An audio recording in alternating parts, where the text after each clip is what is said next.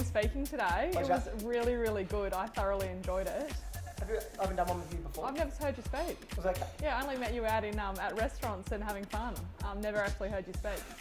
I'm glad you liked it. Yeah, really enjoyed it. Yeah, cool. So, what is the best piece of advice you've ever been given? Well, you get lots of advice. You do. So, if I try to mould life and work, I think at the foundation you get what you give. Yeah. So, in your relationship, if you give a lot at home, you tend to get a bit back. If you give a lot to your clients, you tend to get a lot back. And sometimes it's a little bit of sacrifice comes of that. You're giving things that you might not want to give, but the more that people give that's hard, the more they get back. It seems to be a little bit better. So yeah, definitely, you get back what you give in most areas. Yeah. So in all parts of your life. In all parts of your life. You know, I was talking to someone the other night and they said the wife was upset with them because they're not doing enough about the home. And he said, what do you want me to do? And make the bed, empty the dishwasher and get the kids ready for school. Yeah. He said, if I do that every day, you happy? She said, you won't.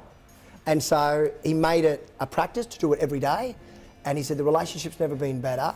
And yeah, the whole relationship seems to be moving better, just giving a little bit more and making a little sacrifice. Not that hard. No, that's right. And that's really working as a team as well. Yeah. If you want to do it with your partner. Yeah, that's right. And real estate the same for your clients, exactly. same with your staff. Yeah, exactly.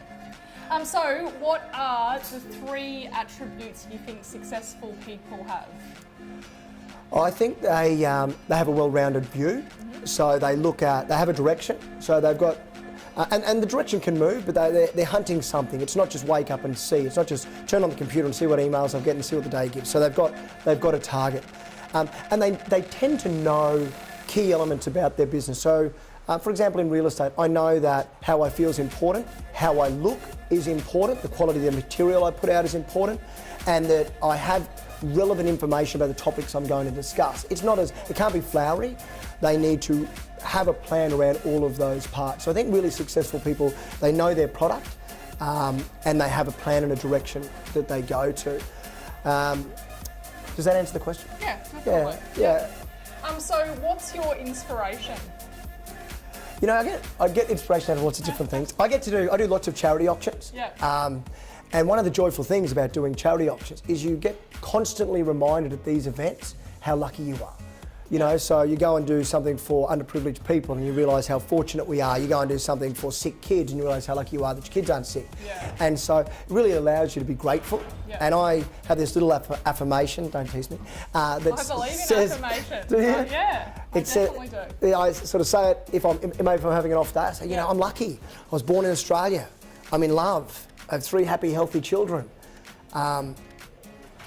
What else? Yeah. You know, and so I get inspired, but you know, I take my inspiration from other people doing things. You know, you see the areas where you should have done it. We're not all perfect, so you see the areas where you've made a mistake or you haven't gone that extra mile, and someone benefit, and you go, oh yeah, I should have done that. So yeah, the inspiration comes a lot, but for me, it's really out of the gratitude and go, oh God, we're lucky. We're lucky where we live. Yeah. We're lucky with what we do and the choices we have. Yeah. So looking every day at how grateful you are for what you have. Yeah, and especially on those days where you're a bit, oh, you know, I had a bad day, or I've got a bad day, or a big day coming.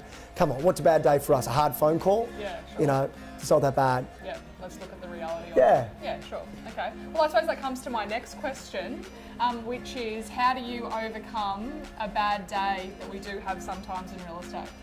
Do you know what? It's doing presentations like this that you and I share what I think people should do, but sometimes we give better advice than we take. Yeah.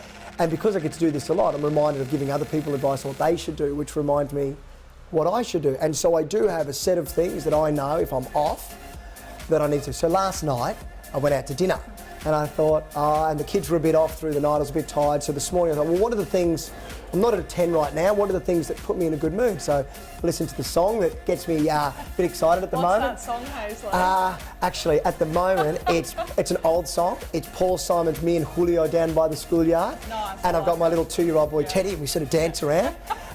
So I listen to that. I put on the suit that fits really well, make sure I smell good, eat a big breakfast, had a few phone conversations with people that always cheer me up. Yeah. And and it elevates my mood. Yeah, so and pretty much what I the said. advice you gave to the people in the conference. Sometimes we give the advice and don't do it, but of late, with the big responsibility that I have, I find myself doing it and it's working. And so then you tend to do it a bit more. Great. Thank you for that, Haesley. Thanks for having me. Appreciate it, your time today. Anytime. See you soon. Bye.